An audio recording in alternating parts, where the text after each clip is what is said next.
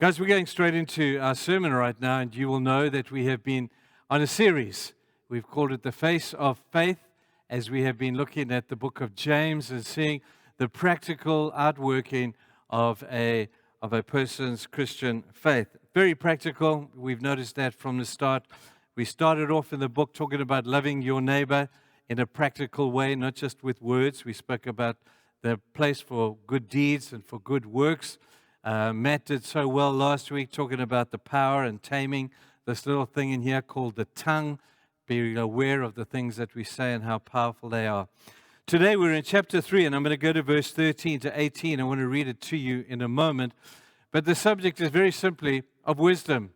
What is wisdom? How do we get wisdom? What are the applications and implications? And how do we find this beautiful thing called wisdom? Let me read to you from James chapter 3. And I'm going to read from verse 13 through to verse 18. It says this: "Who is wise and understanding among you? Let him show it by his good life, by deeds done in the humility that comes from wisdom.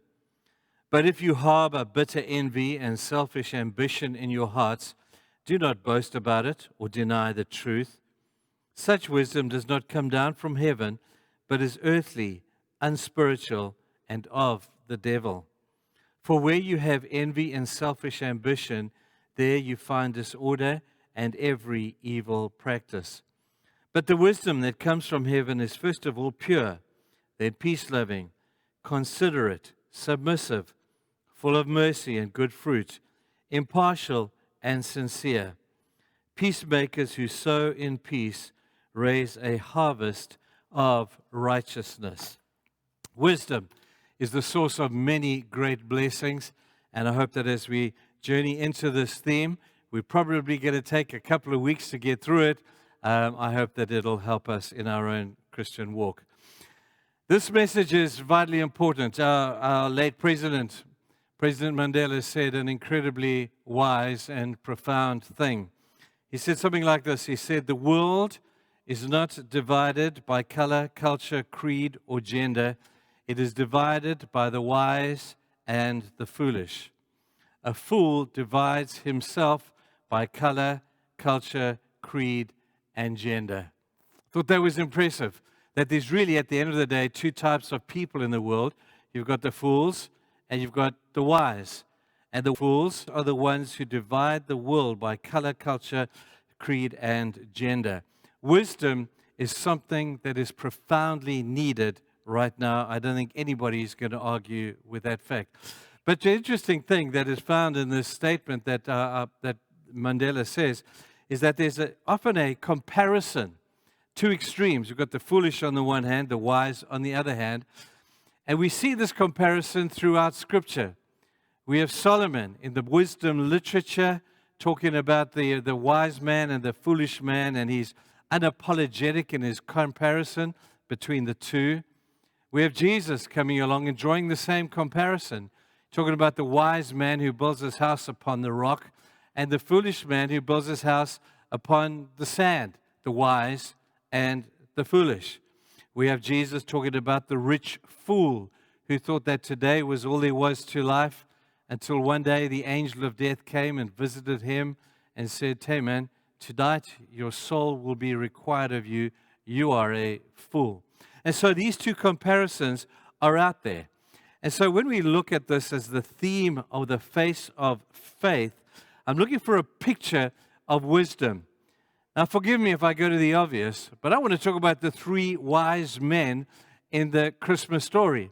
A story that we all know so well. Many of us probably quoted, but off by heart, many of the passages that relate to the three wise men. Now, it's important that we understand that we must avoid polarizing the two truths of faith, which is what our theme is all about, and wisdom. The tendency is to separate these two things. But you will see in the story of the three wise men how the combination of faith and wisdom make it what it should be. Faith without wisdom is a disaster, and wisdom without faith is negligible. It means nothing. And so we look at these three wise men and we find some great truth. I want to read that story to you right now. Matthew chapter 2 is a great account here. So if you have your Bible while you're sitting at home with your coffee and popcorn, then read it with me. This is what it says about the three wise men. After Jesus was born in Bethlehem in Judea during the time of King Herod, Magi, or the three wise men from the east, came to Jerusalem and asked, "Where is the one who has been born King of the Jews? We saw his star in the east and have come to worship him."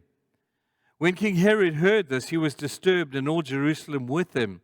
When he had called together all the people's chief priests and the teachers of the law, he asked them, "Where is the Christ that is to be born?" "In Bethlehem in Judea," they replied, "for this is what the prophet has written. But you, Bethlehem, in the land of Judea, are by no means least among the rulers of Judah. For out of you will come a ruler who will be the shepherd of my people Israel." Then Herod called the Magi secretly and found out from them the exact time the star had appeared. He sent them to Bethlehem, and he said, "Go and make a careful search for the child. As soon as you find him, report to me, so that I too may go and worship him." After they had heard the king, they went on their way, and the star they had seen in the east went ahead of them until it stopped over the place where the child was. When they saw the star, they were overjoyed. It's a great story of this desire to find the epitome of wisdom, the Messiah and Jesus in a Christmas setting. Now, the tradition is that we talk about three wise men. And so I want to take that little tradition and apply it, if you don't mind, into our own church. I've looked for three wise men. Well, I have to self-appoint myself as possibly one. And then I've asked two of your other pastors to join us. And we are the self-declared three wise men. Now, you probably look at the three of us and you would probably say, well, you look more like the good, the bad, and the ugly. We all know who the good is. The bad and the ugly you can debate about. But I interviewed Mike and Errol this week on the subject of wisdom. And together we have compiled a number of points that we would like to take you through. I'm going to be sharing you the combined wisdom of the three of us as it relates to the passage before us. It'll be very much in point form. They'll be coming up on the screen. And I hope that you maybe take them and ponder them and think about them. They're very, very basic, and I hope they are good for you. Now, the three wise men, we have this issue about the polarization of faith and wisdom. On the one hand, we have James saying, go out there and do good works. That, I have to tell you, is an act of faith. Because out there in the world, it's miserable out there. It's a scary place out there.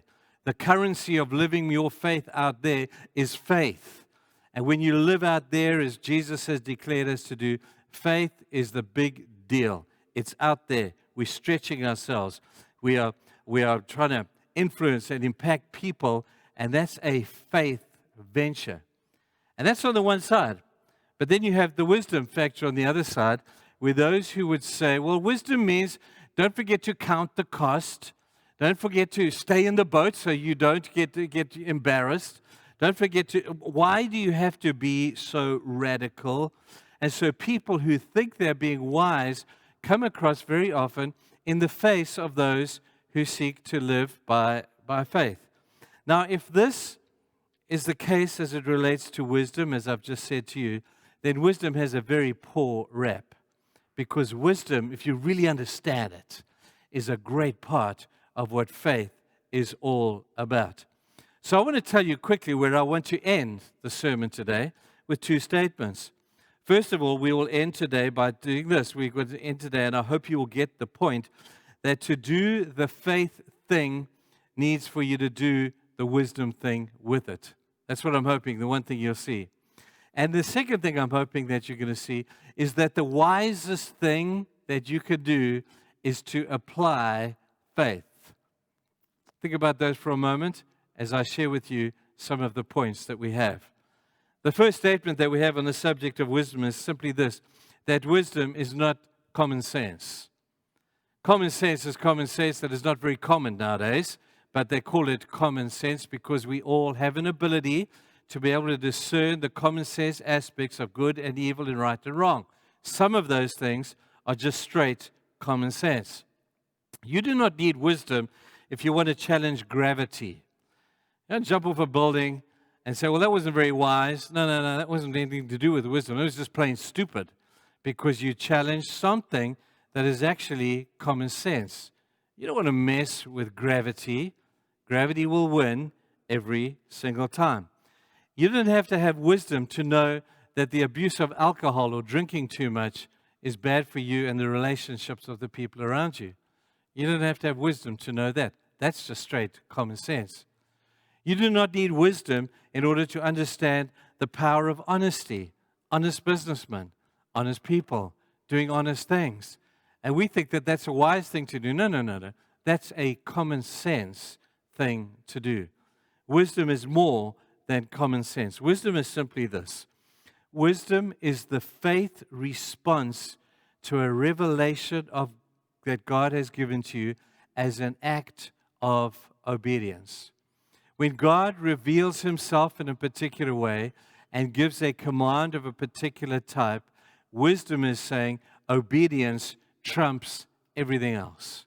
Obedience to the command of God trumps common sense, trumps my desire for my own self, my self-preservation.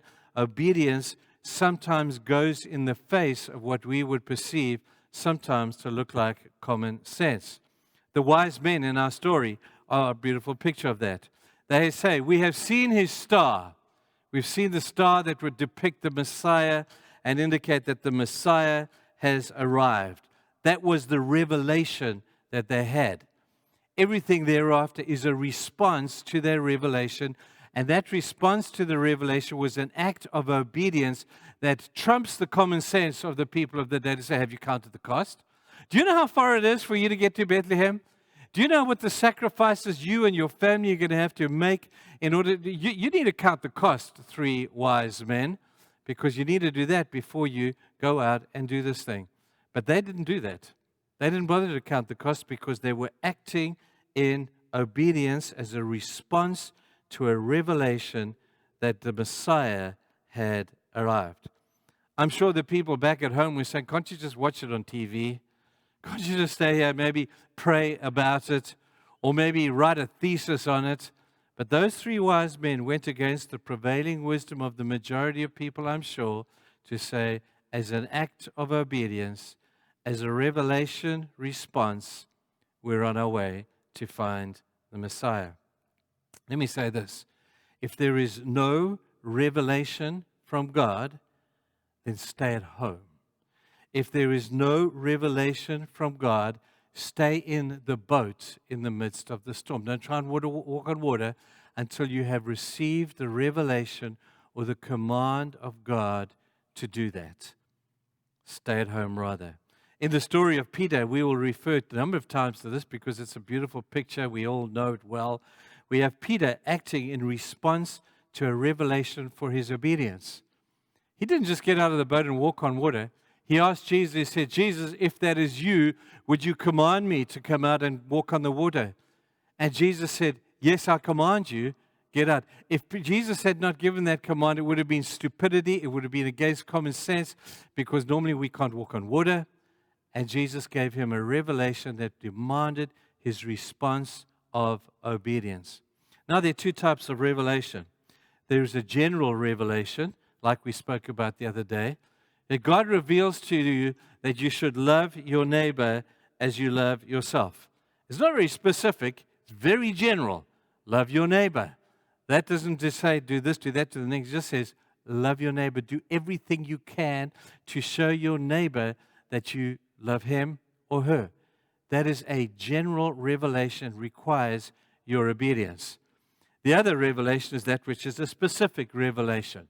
The one that Jonah got. Jonah, go to Nineveh. That was a very specific revelation, and he did not respond positively to it, and he ran, an act of disobedience. So wisdom sometimes will go in the face of common sense.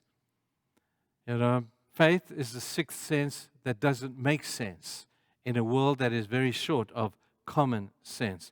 But in Matthew 20, we see a beautiful picture of this, where Jesus is speaking and he's trying to draw out the extreme nature of obedience. And sometimes it's counter to common sense. He tells a story of a man who had to do some work on his farm. So 6 in the morning, he goes down, he calls some laborers. They came and worked. 9 in the morning, he needed more, so he went down, called them. 12 in the day, midday, he went down, he called some more. 3 in the afternoon, he went down, he called some more. And then just before the job was about to be ended, he goes and he calls a whole bunch more. So the guys who arrived first are thinking, man, we're going to get paid more than the guys who came last. Only to find in their disappointment they were all paid the same. Now that doesn't make sense, does it? But Jesus is not trying to make sense here. He's talking about faith. He's talking about wisdom, and he's talking about the fact that God is allowed to do what he wants to do. So sometimes wisdom will go in the face of common sense. That's the first thing. Second thing is, wisdom, we've said this often, is the application of knowledge. Now, knowledge is great. We need more knowledge. But knowledge on its own just leads us to get puffed up. And we've often used this as a definition of wisdom, that wisdom is the outworking or the application of that which you know. Now, there is a twin to knowledge, and it's called understanding. In verse 13, it puts the two together, wisdom with understanding. So your question is, well, what do we need to understand? Well, a couple of things you need to understand. First thing you need to understand is the things that you can understand about God. We understand that God is holy. He is set apart. He is perfect in his holiness. We understand this about God, that he is also faithful. We understand this about God, that he is all-powerful, that he is fair, and that he will never do anything outside of who he is in his perfect personality and character. That's who God is. But then we say, well, let's understand something more. I need you to understand today that that is who God is, and we need to understand that. But understand this, if you will, that God is continually wanting to reveal himself to you. You need to understand that. Ever since the beginning of human history, God has been on a mission to reveal himself to mankind. In the Garden of Eden, he revealed himself as the creator God. When he gets to Abraham sacrificing Isaac, he reveals himself as Jehovah Jireh, I'm the one who provides for you. When he gets to Moses, he reveals himself as Jehovah Nissi, I am your banner, I will walk before you, I will protect you, I will watch over you. And God, throughout Scriptures, on this journey of progressive revelation. I think it's okay that you take that concept and apply it to your own life. God is continually wanting to reveal himself to you as an individual. And I need to tell you, people, he will go to great lengths to get your attention as he progressively reveals himself to you over your own spiritual journey. Now, there are signs. Now, the wisdom of the wise is look for the signs. The 3 wise men had been studying the stars for many years. They'd got to know them, and they knew them well, and they'd studied them, and they knew the signs. And when a new star came, they knew exactly what that was. They'd been waiting for it. They'd been studying it. They knew that that was what it was. They read the signs. Wise people read the signs. I don't know. Has God been trying to speak to you recently? Has God been trying to get your attention over a course of time? I suggest you get wise over this thing and you start to read the signs of God's desire to get your attention. Wisdom is also understanding that there are some things I don't need to understand. In fact, it's also understanding that there are some things I cannot understand. Anybody out there want to try and understand and comprehend the Trinity? Oh, some people have tried to explain this. They don't even come close to the mystery. And that's what it is. It's a mystery of God, the 3 in 1. Father, Son, and Holy Spirit. 3 and yet being 1. Anybody want to try and explain that? How difficult that is to understand? It's like a flea trying to understand the workings of how the elephant works. He doesn't have the capacity to understand it. He doesn't have the ability to be able to understand the depths of something so huge and so magnificent. And I think sometimes in our own experience, it's quite arrogant of us to think that we can understand God in the mystery of who He is. We have difficulty understanding what we do understand and are specifically told about God. But some aspects we're not told enough, and I think for a deliberate reason, God Himself is a mystery. Anybody try to understand the mystery of God in me? We say to our kids, ask Jesus to come into your heart. I used to think that's just kids' terminology. I want to tell you, I think that's more accurate than we would be wanting to believe. Jesus living in me, Christ in me, the mystery of my spirit and His spirit meeting together and being a part of this whole thing. And the mystery of it's a mystery. You can't understand it. The mystery of Christ being mystically entwined in the poor and the under-resourced, and then those who are marginalized and those who are rejected. And Jesus saying, as much as you have done it to the least of these, you have done it to me? That's a mystery. How does that work? Well, these are the things we don't understand, and I don't think we're meant to understand. They are to us a mystery. And so when we want to try and work out, it takes a lot of pressure of us knowing that there are some things I don't need to understand and some things that I just can't understand because, like the flea, I don't have the capacity to understand so great a God. But you know, it's all one thing, knowing about God, which is what knowledge of God is all about. But the ultimate is knowing God Himself. Wisdom is being able to discern the voice of God.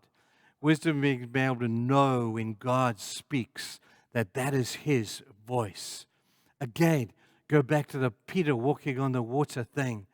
Peter, when he was told by Jesus and saw Jesus in the midst of the storm and the waves are going and the mist is coming and the rain is all over the place, and he sees this figure walking on the water and he cries out, Jesus, is that you? And Jesus said, yes, Peter, it is me. And Peter knew it was him because he was familiar with Jesus. He had heard Jesus teach. He had spoken with Jesus. He had eaten with Jesus. He had witnessed Jesus as He had healed people. And he knew the sound of that voice. Despite the storm and the thunder and the lightning, he said, I know that voice. And I will act in accordance with my not just knowledge of God, but the fact that I know Him. There is nothing more beautiful and desirable in a Christian's life. It's not just knowing about God, but knowing Him personally. That's God. I recognize His voice. Despite the storm that is going on around me, I know that is Him. Next point is you've got to be aware of a couple of things. First of all, I want you to understand we need to be aware of pseudo-wisdom. There's a false kind of wisdom out there, and it comes from two sources. The first source is an illegitimate source. In verse 14 of our passage we read in James, it says, people who harbor bitterness, envy, selfish ambition, such wisdom does not come down from heaven, but is earthly, unspiritual, and of the devil. It's of the devil. That's how strongly he words it, that there is a source of wisdom outside there that offers itself to you, but you've got to be discerning. You have to know that this is coming from an illegitimate source. Now, some of those sources are easy to recognize. We know the Bible teaches us that the devil comes in various forms. In the Garden of Eden, he came with the subtlety of a serpent. We know that he's like a wolf in sheep's clothing. We know that he comes as a roaring lion, seeking whom he may desire. These are some of the pictures we have of the devil. But then we read too that the devil can come to you as an angel of light. Man, that sounds appealing to me. An angel of light? But it's the devil. And he will tell you what he thinks you want to hear in order to mislead you and to lead you away from wisdom. Guys, ladies, gentlemen, kids, we need to have discernment to say, is this really an angel of light, or is this really God speaking to me? You've got to know the difference between the two. An angel of light, it will come and you will welcome the information he has to share with you because it sounds so appealing. And yet, according to the passage, it's Satan. It's an illegitimate source of supposed wisdom. In the story of the three wise men, Herod would take on that role. That would be his character. Where they came to Bethlehem and Herod wanted to see them. And he said, "What do you want in Bethlehem?" They said, "Oh, we have seen a star in the east, and we've come to find and to worship the Messiah." And so Herod probably came up with a little bit of his own wisdom, and he probably would have said, "Oh, that's so interesting. Tell me more." And so they begin to tell him that this is where it is, and he does his own research. He finds his own wise men who find the scripture reference, and then he meets with them, and I bet you he had some of his own wisdom to give to them. He would have said to the three wise men, "That is so cool that you are here to find the Messiah. I'm looking for the Messiah as well.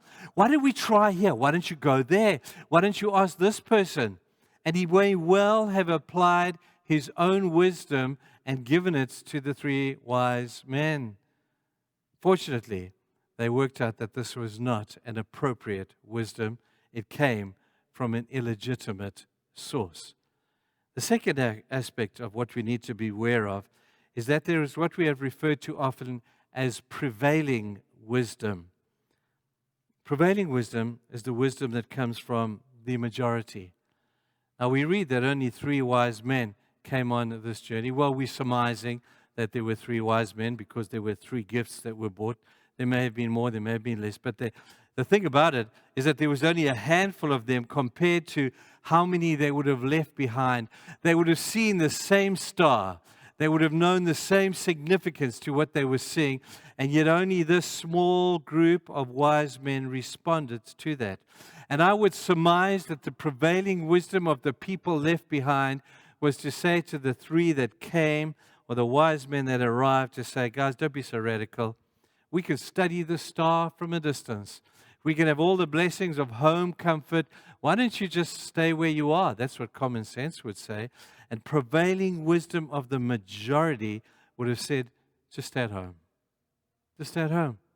But the three went against the prevailing wisdom of the day, got on their camels, walked through dusty deserts with thirst and with enemies in order to find the perfection of the Messiah and the epitome of true wisdom. It's always been like this.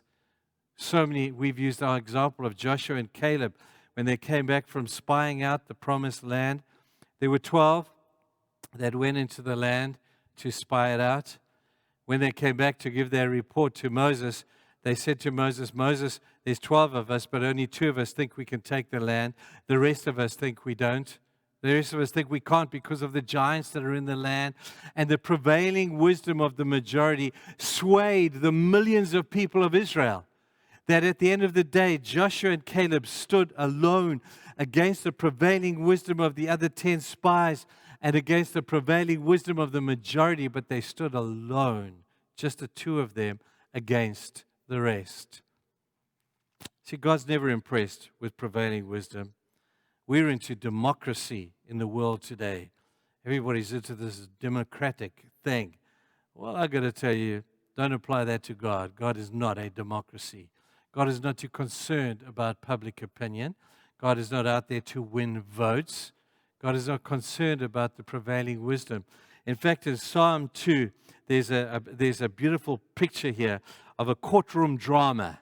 Read it. Psalm 2, chapter 1 to verse 4, there's a picture of a courtroom drama, and all the wisdom of the world are in the dock, and they're all saying, "We don't believe that God is this. We don't believe that God is relevant."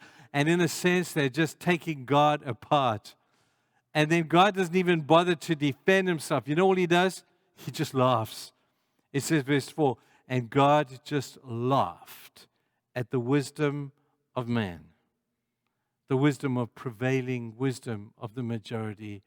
God laughs at it because he is God. Do you know, people, that those same debates are going through our universities and our higher learning places right now, where they're asking the same questions?